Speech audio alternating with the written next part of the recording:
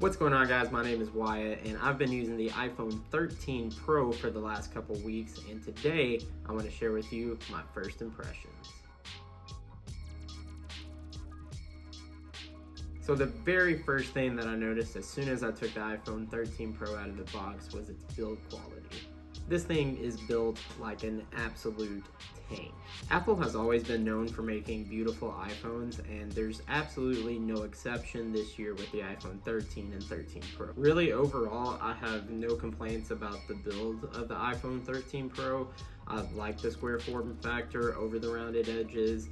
The camera module, although I'm not the biggest fan of camera bumps, it does look really nice on the back of the phone, and whenever I hold it, it feels like a premium device.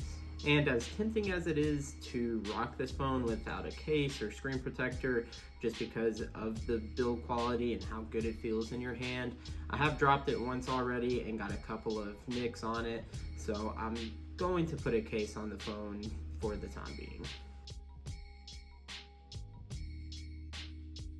The battery life on the iPhone 13 Pro is absolutely nothing to complain about. I have absolutely no problem making it a full day on a single charge, sometimes even a day and a half. If you look at my battery statistics over the last week or so, you can see on average it's about 5 to 6 hours of screen on time. That's on a pretty heavy usage day, and even then I only use about 70 to 80% of the phone's battery life. So overall, this battery is a champ. Even if you're the type of person who uses their phone from the time they wake up in the morning till the time they go to bed, you're gonna have to be doing some pretty battery intensive things in order to kill this in one day. Of course, over time, as the battery degrades and new software comes out that may not be as battery efficient on the phone, this may get worse over time, but as of right now, I see absolutely no problem with the battery on this phone. I was considering getting the 13 Pro Max just because of the better battery life on it, but I'm willing to take a more pocketable phone and still have all-day battery life over having a huge phone and getting about 2 days out of it. As well as making beautiful phones, another thing that Apple has done very well over the last few years is put a great camera system in their phones, and of course, this year is again no exception. As a matter of fact, all of this video, as far as the talking headshot that you're seeing now goes, is filmed on the iPhone 13 Pro. Another pretty cool feature that Apple added in for photos is the photographic styles feature now. This basically just allows you to preset a certain look on your photos. This does this in camera, so it's not like a filter where you put it on later in Lightroom or something like that. It is pretty similar, and to the average person, honestly, that's what it feels like. Apple says they're not filters, but most people are just going to see these as filters. The differences between them aren't drastic by any means, but it is a nice touch.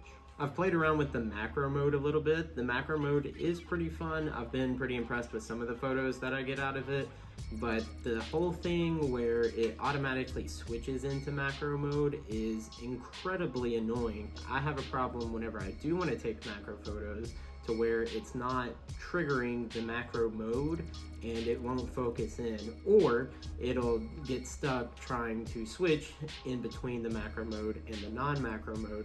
So rather than being able to actually take a photo, my phone is just swapping lenses. This is apparently something that Apple is aware of, and they are going to be adding in the capability of manually switching in and out of the macro mode. Definitely looking forward to whenever that comes out. Hopefully it's sooner rather than later. Cinematic mode is perhaps one of the most anticipated camera features on the iPhone 13 this year, and it's pretty good. I've seen a lot of videos of people saying that it's in its early stages and it's not really that impressive, and while that is somewhat true, I was personally impressed with where it's at so far. One thing that I am pretty disappointed about, though, is the fact that Apple has yet to give us more manual control within the camera app. I just wish the app was more intuitive. I wish I could have more manual control. I've been using a mirrorless camera over the last 8 months or so, and I really enjoy using it. I enjoy having the control that I have within it, and I just wish I could have that on my iPhone. I know you can download apps such as Filmic Pro and the Moment Lens, I believe, and you can get a little bit more of that control out of your iPhone, but I wish Apple would just bake that into the phones. Even if they only did it on the Pro models, you're selling it as a Pro phone with the biggest features being the camera. I feel like we should have some more control.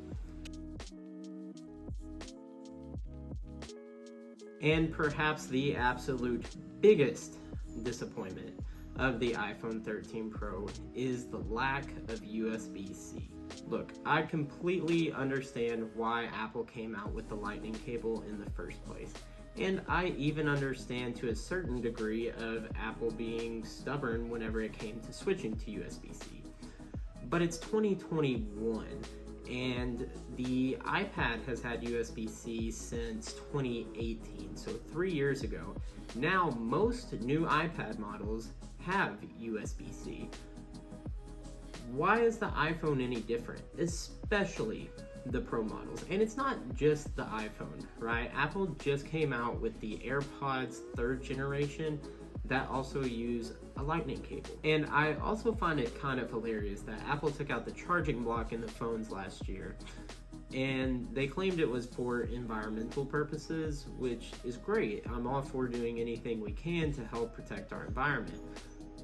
But wouldn't it make more sense if every phone in the world used the same charger, but instead Apple, a company that holds probably 30 to 40% of the market share, uses a completely different charging system?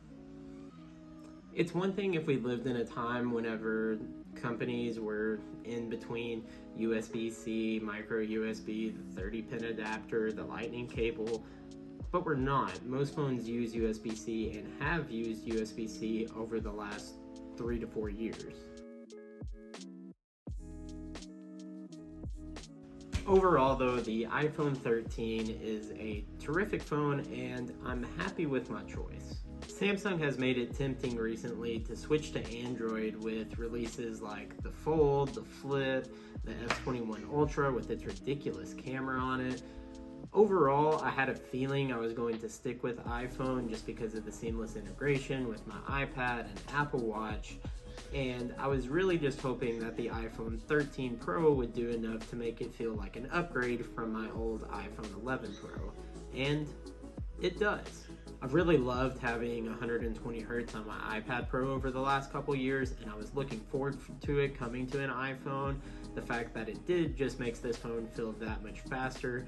Combine that with a great battery and a great camera. Overall, I'm happy with the iPhone 13 Pro.